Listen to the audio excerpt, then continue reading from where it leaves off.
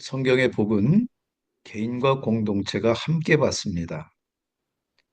따라서 개인이 받은 복은 공동체를 향한 사명이 됩니다. 우린 주님 앞에 홀로선 단독자면서 공동체로 또 삽니다. 홀로선 단독 조상의 음덕도 교회 열심인 아내 덕도 아니라 자기 믿음으로만 주님 앞에 선다는 뜻입니다. 그러한 믿음은 반드시 관계를 통해서 공동체에서 드러납니다. 공동체성이 없는 복은 이기적일 뿐만 아니라 아주 위험합니다. 그런데 창세기는 하나님이 아브라함에게 약속한 복이 이루어진 기록입니다. 하늘의 별처럼 많은 자손이 가나안 땅을 차지해서 복의 근원이 된다는 그 세 가지 복입니다. 그런데 우리가 창세기 끝부분에 보면은 많은 사람을 살리는 요셉이 복의 근원이 됩니다. 그래서 하나는 이루어진 것 같이 보입니다. 그러나 아브라함의 후손은 지금 가나안이 아니라 이집트로 피난 온 달랑 70명입니다. 과연 얼마나 많은 사람이 얼마나 많은 땅을 차지해야지 그 약속이 이루어진 걸까요? 하나님이 아브라함에게 한 약속은 고작 중동의 작은 땅 차지한 작은 나라 만드는 게 아닙니다. 아브라함은 믿음의 조상입니다. 로마서 있는 말씀처럼 아브라함이 주님을 믿자 그 믿음을 주님이 의롭게 여기셨어요. 그래서 믿음의 조상 아브라함의 후손은 이스라엘이 아니라 예수 그리스도를 믿는 모든 사람을 포함합니다. 그런데 복을 현세적이고 물질적인 것으로만 바라보면은 돈 많고 지위 높고 건강하면 믿음이 좋고 아니면 믿음이 없다는 등식이 성립됩니다. 썩지 않고 더럽지 않고 쇠하지 않는 복에 무관심하면은 우리가 믿는 목적이 돼야 될 주님은 복 받는 수단으로 전락하고 자기가 목적이 돼버립니다. 그런 이기적인 기복신앙은 남이 어찌되든 자기만 구원받고 잘 살면 그만입니다. 사회적 책임 따위는 무관심해요. 그래서 기복신앙에 빠진 교회가 사회적인 책임에 소홀하니까 이제는 사회적인 비난을 받습니다. 그런데 1919년에 3.1 독립만세운동 때 기독교인이 인구의 1.5%일 때도 독립선언 33인 중에 17명, 50% 이상이 기독교인입니다. 교육과 의료 등 여러 분야에서 사회적 책임을 다하던 교회가 지금 1,000만이 넘었지만은 인구의 25%라고 이렇게 이야기하는데 사회적인 조롱을 당합니다. 교회 가는 것이 바람직한 일인데 더 이상 아닙니다. 아, 저 청년 다 좋은데 글쎄 교회 다녀. 저 청년 고용해야 될지 모르겠어. 누가 싸우면은 여길 교회로 하세요? 복의 근원을 주님은 세상의 빛과 소금이라고 하셨습니다. 과연 우리는 지금 어둠을 밝히고 부패를 막아서 맛을 내는 그런 역할을 하고 있습니까? 아까 우리 다인 형제가 영어를 읽었으니까 제가 세번역 성경으로 오늘 본문을 다시 한번 읽겠습니다. 야곱이 아들들을 불러놓고서 일렀다. 너희는 모여라. 너희가 뒷날에 겪을 일을 내가 너희에게 말하겠다. 야곱의 아들들아, 너희는 모여서 들으라. 너희 아버지 이스라엘이 하는 말에 귀를 기울여라. 루벤아, 너는 나의 맏아들이요 나의 힘, 나의 정력의 그 영예가 드높고 그 힘이 드세다. 그러나 거친 파도와 같으므로 또 내가 아버지의 침상에 올라와서 내 아버지의 침상을 더럽혔으므로 네가 으뜸이 되지는 못할 것이다. 시몬과 레이는 단짝 형제다. 그들이 휘두르는 칼은 난폭한 무기다. 나는 그들의 비밀 회담에 들어가지 않으며 그들의 회의에 끼어들지 않을 것이다. 그들은 화가 난다고 사람을 죽이고 장난삼아 소의 발목 힘줄을 끊었다.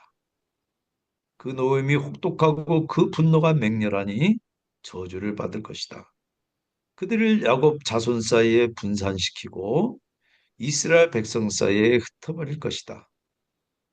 유다야, 너는 내 형제의 찬송이 될지라. 네 손이 내 원수의 목을 잡을 것이요 네 아버지의 아들들이 내 앞에 절하리로다. 유다는 새끼 사자로다. 내 아들아, 너는 움킨 것을 찢고 올라갔도다. 그가 엎드리고 웅크림이 숫사자 같고 암사자 같으니 누가 그를 범할 수 있으랴.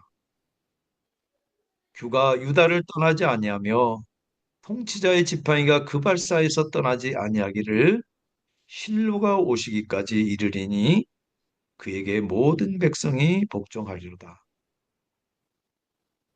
그의 나귀를 포도나무에 매며 그의 암낙이 새끼를 아름다운 포도나무에 맬 것이며 또 그 옷을 포도주에 빨며 그의 복장을 포도즙에 빨리로다. 그의 눈은 포도주로 인하여 붉겠고 그의 이는 우유로 말미암아 희리로다. 아멘. 임종을 맡은 야곱이 아들을 불러서 하나씩 축복합니다. 그래서 49장을 야곱의 축복이라고 이렇게 부릅니다. 근데 자세히 보면은 오늘 우리가 읽은 부분에서만 해도 축복뿐만 아니라 책망과 저주도 있습니다.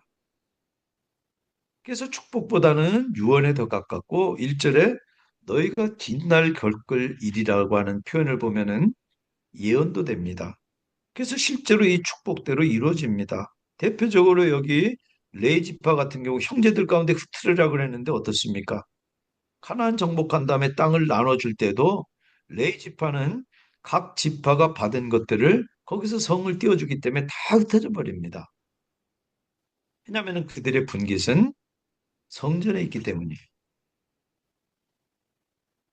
그러나 창세기전은 28절에 축복이라고 하는 단어를 세 번이나 씁니다. 결국 전체로 오늘 이 말씀은 야곱의 12아들에게서 나올 언약 공동체 전체를 향한 축복이 분명합니다. 그래서 저도 야곱의 축복이라고 동의합니다. 그런데 49장은 28절까지 아주 치밀한 구조로 된 시입니다. 그래서 히브리 원문을 보면 이렇게 그림이 딱 그려집니다. 이렇게 대조가 되도록. 그리고 그 가운데 말놀이와 비유가 섞여서 출생 순서가 아니라 태어난 어머니에 따라서 대칭이 되도록 12아들을 배열시킨 그런 시입니다. 그러나 유독 요셉과 유다를 축복한 구절만 다른 아들들보다 곱절이 넘는 5절씩입니다. 그래서 오늘 지금 유다를 보고 다음 주에 우리가 요셉을 볼 겁니다. 유다에게 손이형은 루벤부터 레위까지 셋이 있습니다. 그래서 당시 관습대로 따르면 셋 다 유다보다 앞서니까 합법적으로 상속사가 될 수 있습니다. 그런데 셋 다 보시면은 책망과 결격 사유가 나옵니다. 장남 루벤은 아버지 첩 비라와 동침해서 아버지 존엄을 해쳤어요.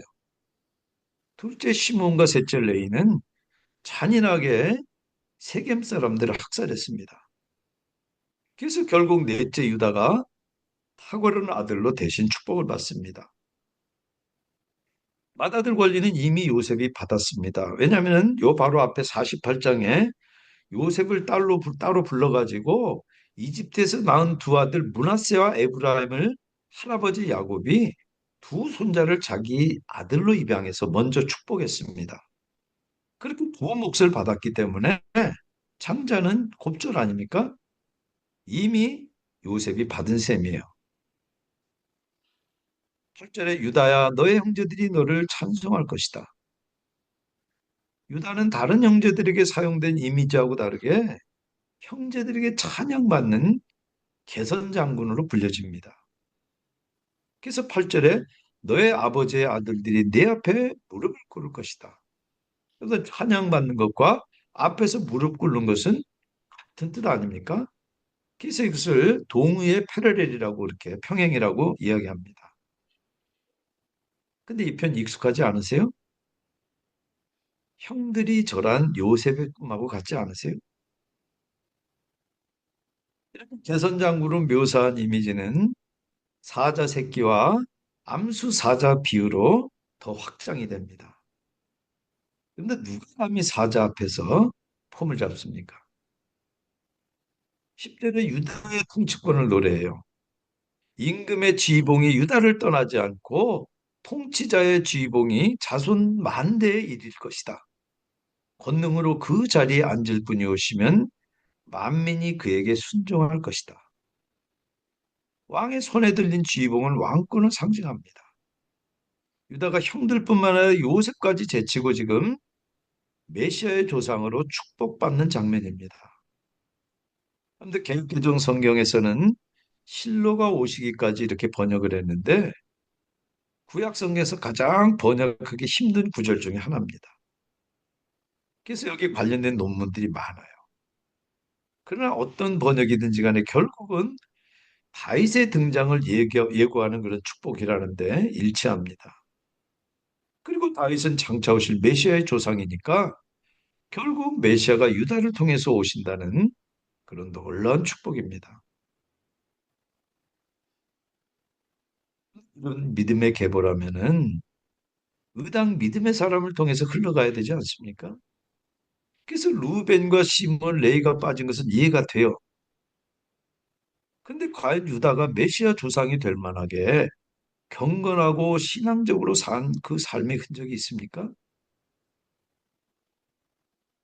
야곱은 네 아내에게서 12남 1녀를 낳습니다. 엄마가 서로 시기 질투하고 형제들이 서로 시기 질투하는 복잡하고 전혀 신앙적이 못한 그런 가정 환경에서 유다는 인격의 문제가 많습니다.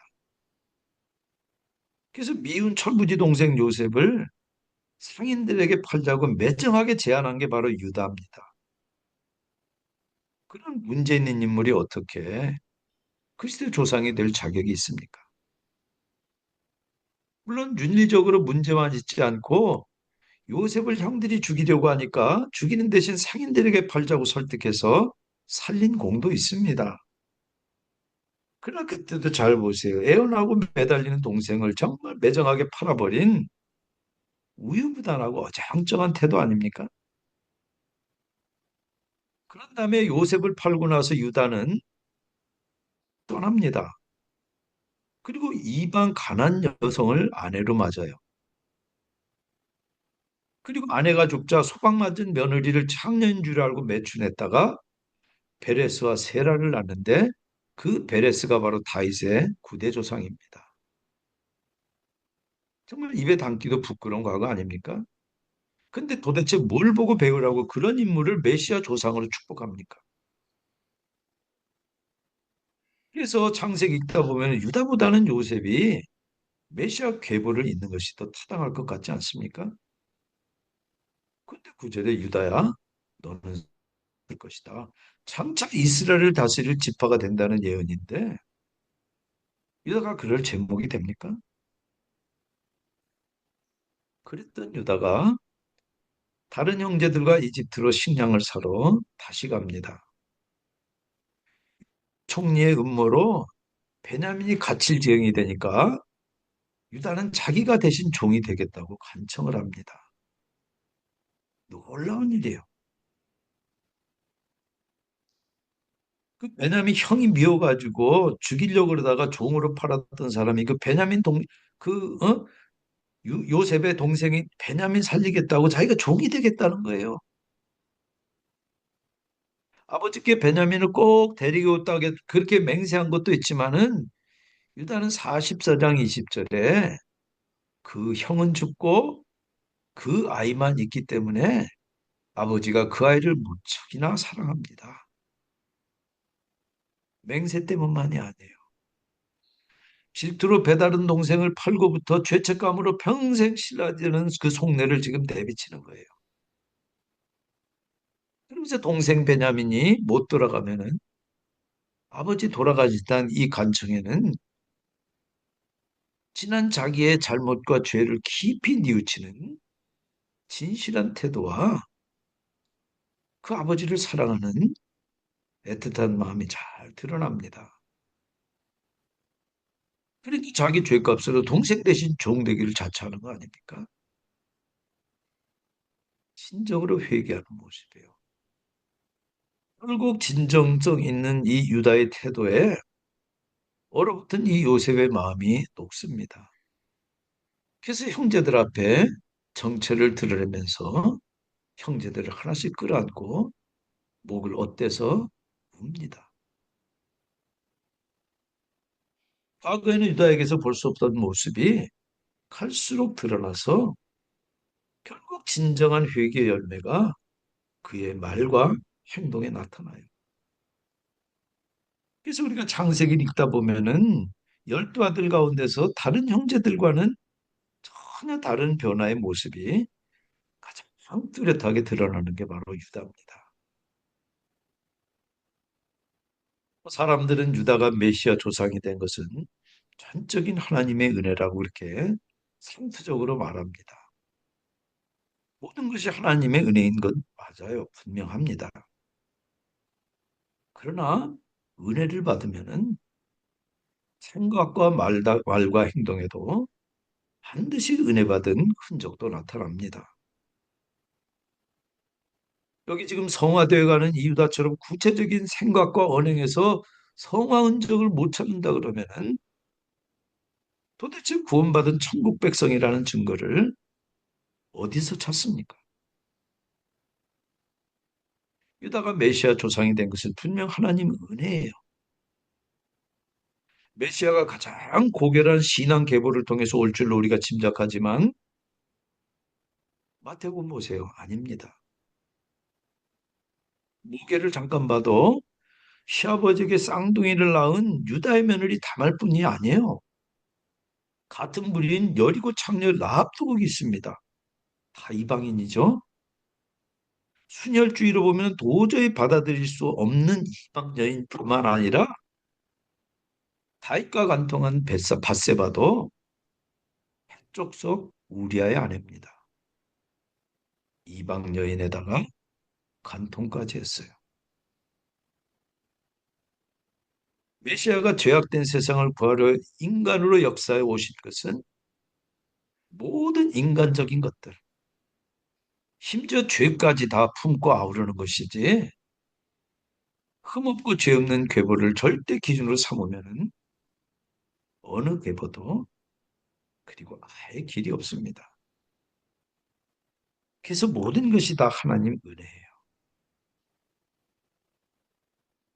여기 지금 나귀를 포도나무에 맨다는 시는 여러분들 나귀가 포도나무 열매나 잎을 되게 좋아합니다. 그래서 고양이한테 생선 맡긴 격이에요. 그래서 이 말은 왕이 타는 혈통 좋은 나귀는 포도도 마음껏 먹인다는 의미예요. 유다가 그만큼 귀한 나귀를 타고 여기도 지금 포도주와 우유 비유도 풍요와 생명력을 상징합니다. 좀 더 포도주와 포도즙이 이스라엘에서는 가장 귀한 것입니다. 그런데 거기다 옷을 빤다는 얘기는 그 귀한 게 이렇게 흔할 만큼 풍요롭다는 뜻입니다. 그리고 유다의 눈빛은 포도주 빛보다 진하고 그에 있는 우유보다 더 힐 정도로 생명력이 충만할 것이라고 하는 축복인데 유다가 과연 이런 축복받고 무엇보다도 메시아 조상이 될 자격이 있습니까? 그래서 오늘 말씀을 준비하면서 과연 유다에게서 우리가 굳이 이유를 찾자 그러면은 뭐가 있을까? 제가 즐겨 있는 이 고든 외남은 창세기는 인격 변화에 초점을 맞춰 읽어야 한다. 그래서 그 충고에 따라서 묵상을 했습니다. 그러니까 단서가 보여요.